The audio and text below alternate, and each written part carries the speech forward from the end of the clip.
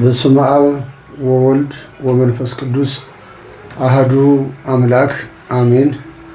የተወደዳችሁ የእግዚአብሔር ቤተሰቦች የእናታችን የቅድስተ ቅዱሳን የድንግል ማርያም የጻድቃን የሰማዕታት ወዳጆች የጻድቁ የአባታችን የአቡነ ገብረ መንፈስ ቅዱስ ልጆች በጻድቁ አቡነ ገብረ መንፈስ ቅዱስ ስም እንኳን ለጥቅምት 5 2018 ዓመታዊ የንግስ ባላቸው በሰላም አደረሳችሁ እያልሁኝ ከዚህ በመነሳት ከመጽሐፍ ቅዱስ ውስጥ መነሻ አድርገን ነገ ስለሚከበረው የጻድቁ ዓመታዊ ንግስ ለምን እናነግሳለን? ጥቅምት ጻድቁ የሚነግሱበት ወይም የሚታሰቡበት ዓመታዊ ንግሳቸው ምንን አስመልክቶ ነው በሚለው እንነጋገራለን። እግዚአብሔር አምላካችን የጻድቁ በረከት በሁላችን ላይ ይደርብን።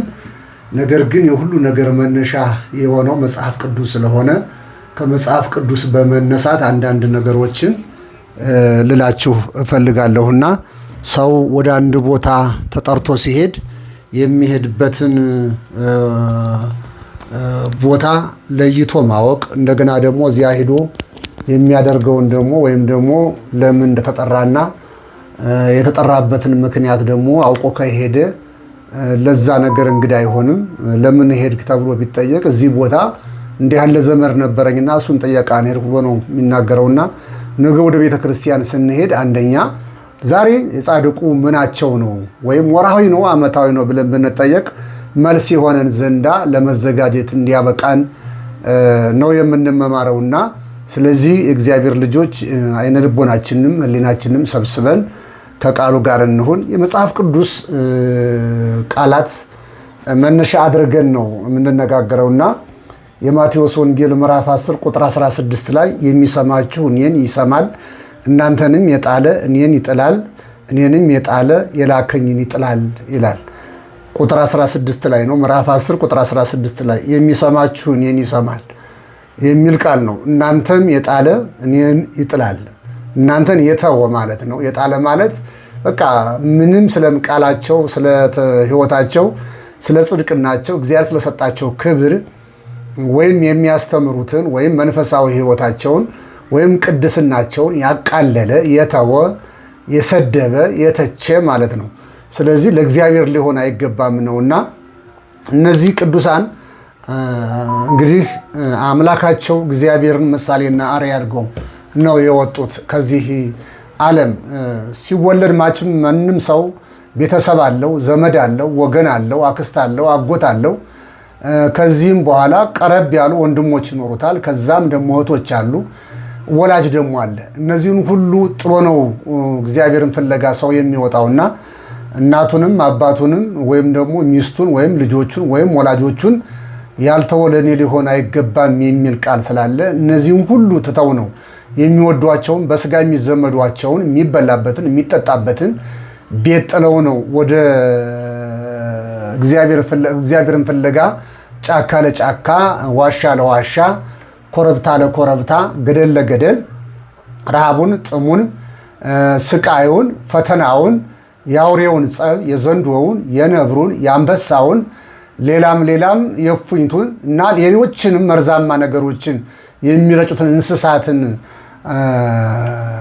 የሞትንትን ተቋቁመው ነው እግዚአብሔርን ፍለጋ የሚወጡትና እግዚአብሔርን ፍለጋ በሚወጡበት ሰዓት ብዙ ፈተናዎች ይኖራሉ።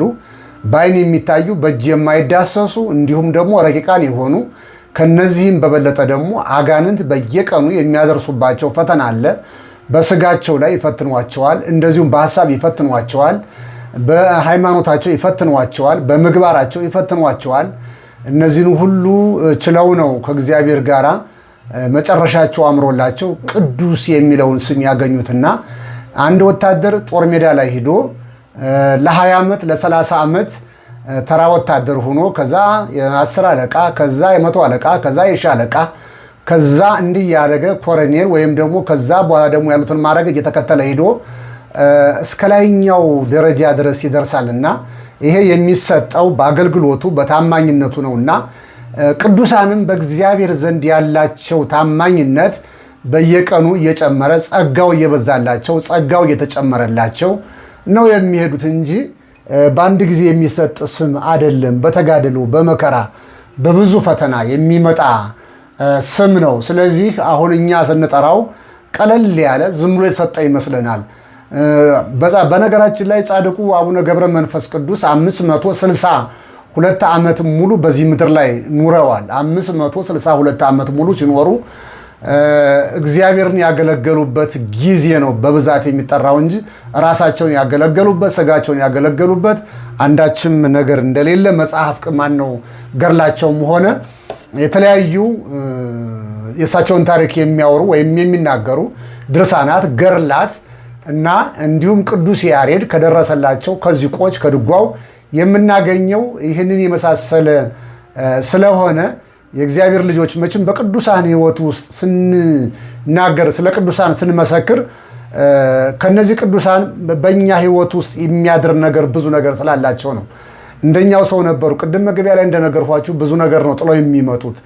የላመ የጣፈጠ ከሚበላበት ዓለም ከሚጨፈርበት ዓለም ወልዶ ዘር ከሚተካበት ዓለም ሐሰትና እውነት ከተቀላቀለባት ዓለም ብርሃንና ጨለማ ከሚፈራረቅባት ዓለም ሕመምና ጤና ከሚሰማባት ዓለም ፖለቲካና ሞት ሕይወትና ሰላም ከሚሰማባት ዓለም ነው የወጡት። ከሰማይ አልመጡምና እንዴት 562 ዓመት ሙሉ በዚህ ምድር ላይ ሲኖሩ እንዴት ያለ ፈተና ነበር የገጠማቸው ብለን ስንል ሰይጣን በየቀኑ በየሰዓቱ ብዙ ፈተናዎች ያመጣባቸው ነበር። እሳቸው ግን ከ100,000 በላይ በየቀኑ ስግደትን ያበዙ ነበር ነው የሚለውና ስለ ነገውን ታሪካችን ባጭሩ ስንሄድ የነገው ታሪካቸው የጻድቁ እጅግ ለየት ያለ ጻድቅ ማነው ታሪክ ነው ያላቸው።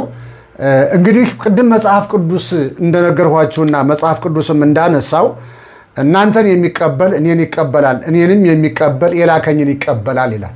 ቅዱሳንን መቀበል እግዚአብሔርን መቀበል ነው። ቅዱሳንን ደግሞ አለመቀበል እናንተ ዘኪያክሙ ሰማይ ኪያየ ሰማ፣ እናንተን የሰማ እኔን የሰማ ነው።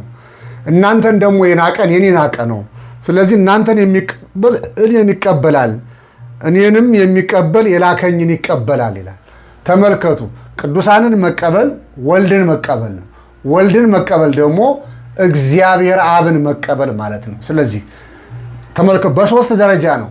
ቅዱሳንን መቀበል ክርስቶስን መቀበል ማለት ነው። በተዘዋዋሪ መንገድ ማለት ማንን ስንቀበል ማንኛውም ቅዱሳን ይሁን ወይም በእግዚአብሔር ስም የመጣ ቤታችን የእግዚአብሔር እንግዳም ጠይቆ ይሁን ወደኛ የመጣ ሰው የምንቀበለው ስለ ራሱ አይደለም የምንቀበለው፣ ክብር ለማግኘት ነው የምንቀበለው። የምንቀበለው ግን ስለ ክርስቶስ ብለን ነው የምንቀበለው።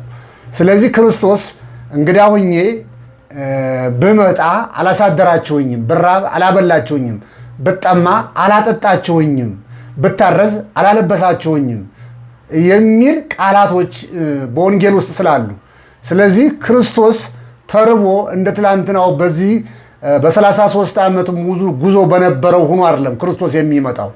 በሰዎች ላይ አድሮ ነው የሚመጣው። በደካሞች ላይ አድሮ ይመጣል። በእናቶች ላይ አድሮ ይመጣል። በካህን ላይ አድሮ ይመጣል። በጳጳስ ላይ አድሮ ይመጣል። በእኔ ቢጤ ላይ አድሮ ይመጣል። ባልገመት ነው ሰው ላይ አድሮ ይመጣል። ስለዚህ በሚመጣበት ሰዓት ላይ ደግሞ እግዚአብሔር እኛን ባዶ ሆነን እንዳያገኘን፣ ስለዚህ ሲመጣ ቡትቱ ለብሶ ሊመጣ ይችላል። ካባ ለብሶ ሊመጣ ይችላል። ሱፍ ለብሶ ሊመጣ ይችላል። ሕፃን ሆኖ ሊመጣ ይችላል። ሽማግሌ ሆኖ ሊመጣ ይችላል። እኛ ባልገመትነው ሽታው ለውጦ ጠረኑ ቀይሮ ሊመጣ ይችላል። እኛ ግን የመቀበል እንጂ የማማረጥ አይደለም ግዴታችን። ስለዚህ የእግዚአብሔር ልጆች እንግዲህ እግዚአብሔር አምላካችንን የምንፈልግ ከሆነ ቅዱሳንን የምንወድ ከሆነ ቅዱሳንን የሚወድ እኔን ይወዳል፣ ቅዱሳንን የጠላ እኔን የጠላ ነው። እናንተን የሚወድ እናንተን የሚቀበል እኔን ይወደኛል፣ እኔንም ይቀበለኛል። እናንተን የሚጠላ እናንተንም የማይቀበል እኔንም አይቀበልም፣ እንዲያውም የላከኝንም አብን አይቀበልም ብሎ እስከ መጨረሻው ደረጃ ድረስ ነግሮናል። ከዚህ በላይ ምርጫ የለንም። ይሄ የመጽሐፍ ቅዱስ ቃል ነው የእግዚአብሔር ልጆች። ስለዚህ የመጽሐፍ ቅዱስ ቃል እስከሆነ ድረስ ቅዱሳንን እንደ እምነት ተቀብለን በጸጋቸው እግዚአብሔር በሰጣቸው ጸጋ እግዚአብሔር ባከበራቸው ልክ ልናከብራቸው ይገባል። ስለዚህ ቅዱሳን በሕይወታቸው ውስጥ ብዙ ውጣ ውረድ ፈተናዎችን አሳልፈዋል። እንኳን እነሱ ይቅርና እኛ እንኳ ይችን ጥቂት እምነት ይዘን ቤታችን እያደርን እየበላን እየጠጣን ክርስቲያን በሚለው ስማችን እንኳ ብቻ ምንም ባንሰራበት ስንፈተን የምንውልበት ስም ነው። እንዲያውም በአንገታችን ላይ ባለው መስቀል፣ ጣታችን ላይ በተነቀስነው የመስቀል አይነት፣ ግንባራችን ላይ በተነቀስነው የመስቀል አይነት ስንሰደብ የምንውል ስንጠላ የምንውል ብዙዎች አለን። ነገር ግን በእግዚአብሔር ስም ብንጠላ በእግዚአብሔር ስም ብንሰደብ ዋጋ እናገኝበታለን እንጂ አንነቀፍበትም። ስለዚህ ሐዋርያት በሐዋርያት ሥራ ምዕራፍ 4 ላይ ስንመለከተው አንድ ነገር እናገኛለን። ሐዋርያትን ወደ አደባባያቸው ወሰዷቸው፣ ገረፏቸው፣ ደበደቧቸው። በዚህ ስም እንዳታስተምሩ አሏቸው። ነገር ግን ሲገረፉ ደስ ነው ያላቸው። እርክት ብለው የወጡት ለምን ቢባል በክርስቶስ ስም ስለተሰገረፉ፣ በክርስቶስ ስም ስለተጠሉ፣ በክርስቶስ ስም ዋጋ ስላገኙ። ስለዚህ ክርስቶስን ባይዙ ኑሮ እንደነሱ ቢመስሉ ኑሮ ቀና ብሎ የሚያቸው የለም። እንደነሱ ይበላሉ ይጠጣሉ። ልዩነቱ ከነሱን የተፈጠሩት ከነሱን የተወለዱት። ልዩነቱ ግን እነሱ ክርስቶስን ስለያዙ ብቻ የተጠሉት። ሁልጊዜ ክርስትና ህይወት የሚጠላ ህይወት ነው። በማን ዘንዳ? ክርስቶስን በሚጠሉ ሰዎች ዘንዳ ማለት ነው። ክርስቶስን በሚጠሉ ሰዎች ዘንድ ሁልጊዜ ጥላቻ አለ፣ ሁልጊዜ ማሳደድ አለ፣ ሁልጊዜ ግርፋት አለ፣ ሁልጊዜ በክፉ አይን ማየት አለ፣ ሁልጊዜ ስም ማጥፋት አለ። ስለዚህ ይሄ ዋጋ ነው የሚያሰጠው፣ የመንግስተ ሰማያት ዋጋ። በብዙ መከራ ትገባላችሁ ተብሎ የተጻፈልን እኮ መንግስተ ሰማያት እንዲሁ ዝም ብሎ እየተበላ እየተጠጣ ቁርጥ እየበላ ጠጅ እያንቆረቆርህ ድራፍት እየገለበጥህ ወድህን ከበሮ አስመስለህ 24 ሰዓት እየበላህ የምትገባባት አይደለም። መከራ እየተቀበልክ የምትገባባት ናት። ስለዚህ የጻድቁ የአቡነ ገብረ መንፈስ ቅዱስ ነገ ዓመታዊ በዓላቸው ምንድን ነው ብለን ስንል ይህን ያህል ካልኳችሁ እናንተን የሚቀበል እኔን ይቀበላል፣ እኔንም የሚቀበል የላከኝን ይቀበላል ካለን እንግዲህ የላካቸው ማን ነው? እግዚአብሔርን ነው። ግማሹ የተለያየ ስጦታ የተለያየ ጸጋዎች አሉንና በዛ ጸጋችን ነው የምንጓዘው ማለት ነው። ስለዚህ ጻድቁ ቅድም እንደነገርኳችሁ 562 ዓመት በዚህ ምድር ላይ ኑረዋል። ነገር ግን ብዙውን ዘመናቸውን በጸሎት ያሳለፉ አባት ናቸው። ከዛም አልፎ አንበሳ፣ ነብር፣ 60 ነብር 60 አንበሳ ይገዛላቸው የነበሩ ጻድቅ ናቸው። እንግዲህ አንበሳና ነብር እንግዲህ በናሽናል ጂኦግራፊ የምትመለከቱ ሰዎች ታያላችሁ፣ በጣም ጠላቶች ናቸው። አንበሳን ነብር አይወደውም፣ ነብርም አንበሳን አይወደውም። ነገር ግን በእግዚአብሔር መካከል ያሉ ሰዎች የተጣሉትን ሰዎች አስታርቀው ይኖራሉ፣ አፋቅረው ይኖራሉ። እና አቡዬ በተለያየ ስም ያላቸው ናቸው። እና እንዲያውም በብዛት የሀገራችን ሽማግሌዎች ሲቀመጡ ለእርቅ ሲቀመጡ አቡዬን ይዘን መተናል። አቡዬን ይዘን መተናል ማለት ምን ማለት ነው ብለን ስንመለከተው ነብርና አንበሳ ያፋቀሩ ናቸው ሁለቱን ጠላቶች። እኛም ደግሞ እሳቸውን ይዘን መተናል የተጣላውን ሰው ልናስታርቅ ብለው እንደ ነብር እንደ አንበሳ ይተያይ የነበረው ሊገዳደል ይፈላለግ የነበረውን ሰው እናስታርቃለን እሳቸውን ይዘን መተን ለማለት ነው። ስለዚህ ጻድቁ በረከታቸው በሁላችን ላይ ይደርብንና እንግዲህ ግብፃዊ ሲሆኑ ብዙውን ጊዜ ያሳለፉት ኢትዮጵያ ውስጥ ነው። ወላጆቻቸውም ጻድቆች ናቸው። እግዚአብሔርን የሚፈሩ ሰዎች ናቸው። እግዚአብሔርን አገልጋዮች ናቸው። ከመልካም ዛፍ መልካም ፍሬ ይቆረጣል፣ መልካም ፍሬ ይገኛል። ከክፉ ዛፍ ክፉ ነው የሚገኘው፣ ደግ ነገር አይበቅልም። ከእሾህ እሾህ ነው፣ እሾህ ነው የሚያበቅለው። ብርቱካን ብርቱካን ነው የሚያበቅለው። እሾህ አፍራ ብትለው አያፈራም፣ ከመጀመሪያ ስላልተሰጠው ማለት ነው። ስለዚህ ከነዚህ ማህፀን የወጡ አባት ናቸው። ስለዚህ በኢትዮጵያውያን ዘንድ ከመወደዳቸው የተነሳ የተለያየ ስም አላቸው። በአማራው ዘንዳ አቡነ ይባላሉ፣ በትግራዩ ዘንድ አቡዬ ይባላሉ፣ በኦሮሚያ ደግሞ አቦ ተብለው ይጠራሉ። በሌላውም ዘንዳ እንዲሁ የተለያየ ስም አላቸው እና ነገር ግን እንደ ቤተ ክርስቲያን አነጋገርና እግዚአብሔር ደግሞ በሰጣቸው ጸጋ የሚጠሩት አቡነ ገብረ መንፈስ ቅዱስ የመንፈስ ቅዱስ አገልጋይ ወይም ባሪያ ወይም ተላላኪ እንደማለት ያለ ነውና ይህንን ደግሞ እግዚአብሔር የሰየመላቸው ስም ስለሆነ ይህንን ስም ይዘን ነው ሁልጊዜ የምንጠራቸው። ነገር ግን ማንኛውም ሰው እንደየፍቅሩና እንደየ አፉ ላይ እንደመጣለት ይጠራቸዋል ማለት ነው። አቡዬ ባጭሩ ይላቸዋል፣ ገብረ መንፈስ ቅዱስ ይላቸዋል፣ እንዲሁም ደግሞ አቦ ይሏቸዋል፣ አቡነ ይሏቸዋል። ይህም ሁሉ ዙሮ ዙሮ የጻድቁ የመታሰቢያ ስማቸውና ተጸውዖ ስማቸው ስለሆነ በዚህ ብዙም የምንላችሁ ነገር ላይኖር ይችላልና ነገር ግን ጥቅምት 5 ለምን እናነግሰዋለን ለምን እናከብረዋለን ብለን ስንመለከት ከጻድቁ በረከትና ጸጋ ለመሳተፍ ብዙ ሰዎች እንሄዳለንና ጻድቁ እንግዲህ ቅድም እንዳልኳችሁ ብዙ ዓመታትን አስቆጥሯል። ምድረ ከብድ እንግዲህ በደቡብ አካባቢ የሚገኝ ትልቅ ገብረ መንፈስ ቅዱስ የጸለዩበት ገዳም ነው። ይሄ ገዳም 7 ዓመት ተቀምጠውበታል። 7 ዓመት ተቀምጠው ቁመው አይናቸውን ወደ ሰማይ ተክለው ተንበርከው ሲጸልዩ አይናቸውን አንድም ቀን 7 ዓመት ሲቀመጡ አይናቸውን ሳይከርኑ ኑረዋል። ነገር ግን በዚህ የቀና መንፈስ ቅዱስ በቁራ አምሳል በወፍ አምሳል ተመስሎ መጥቶ ውሃ ጠማኝ ያላቸው ውሃ የለኝም፣ እንግዲያውስ ውሃ ከሌሎት አይን ስር ያለውን ውሃ አፍስሼ ልጠጣ ብሎ ፈቀዱልኝ ያላቸው አይናቸው ውስጥ ያለውን ውሃ ፈቀዱለት። አይናቸውን አፈስሶ በአይናቸውን አነቁሮ አይናቸውን ሁለት አይናቸው እንዳጠፋቸው ገድላቸው ይናገራልና ከዛ በኋላ አይነ ስውር እንደሆኑ ለጥቂት ጊዜ ከዛ መልአኩ ቅዱስ ሚካኤል መጥቶ እፍ ሲላቸው አይናቸው እንደበራላቸው ከዛም ተነስተው ደግሞ እንደገና ወደ ዝቋላ መሬት ሄዳላቸው። ወደ ዝቋላ ሲሄዱ ልክ ተራራውን እንደወጡ መካከለኛ ቦታ ላይ ሥላሴ በሶስት ሰዎች ሽማግሎች አምሳል ተቀምጠው ቁጭ ብለው አገኟቸው።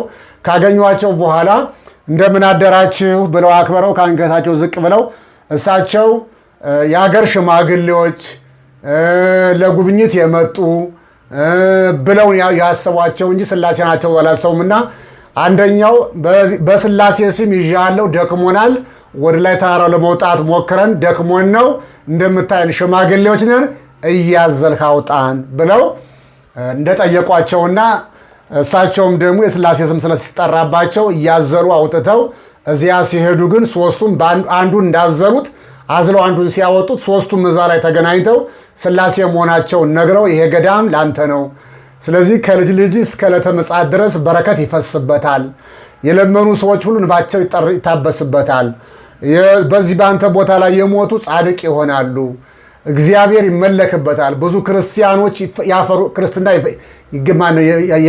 ቦታው ያፈራበታል፣ በስምህ ድውያን ይፈወሳሉ፣ በስምህ ዝክር ይዘከርበታል፣ በስምህ መነኮሳት ይሰበሰቡበታል፣ በስምህ ለምጽ ይነጻበታል፣ በስምህ በክርስቶስ ስም ብዙ ነገር ታምራት ትሰራበታለህ ብለው ያንን ቦታ ባርከው ቀድሰው እንደሰጧቸውና ስለዚህ ያ ቦታ እስካሁን ድረስ በዛ ቃል ኪዳን እየሰራ እንዳለና ጥቅምት 5 ምንድን ነው ብለን ስንመለከት አይናቸውን ሰይጣን በቁራ ተመስሎ መጥቶ አይናቸውን ያጠፋበት ዕለት ስለሆነ ይህንን መታሰቢያ ነው የምናከብረውና መጋቢት ረፍታቸው ነው።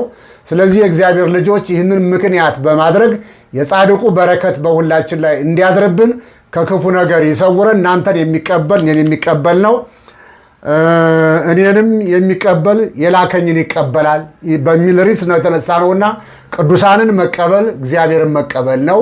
ቅዱሳንን አለመቀበል እግዚአብሔርን አለመቀበል ነው።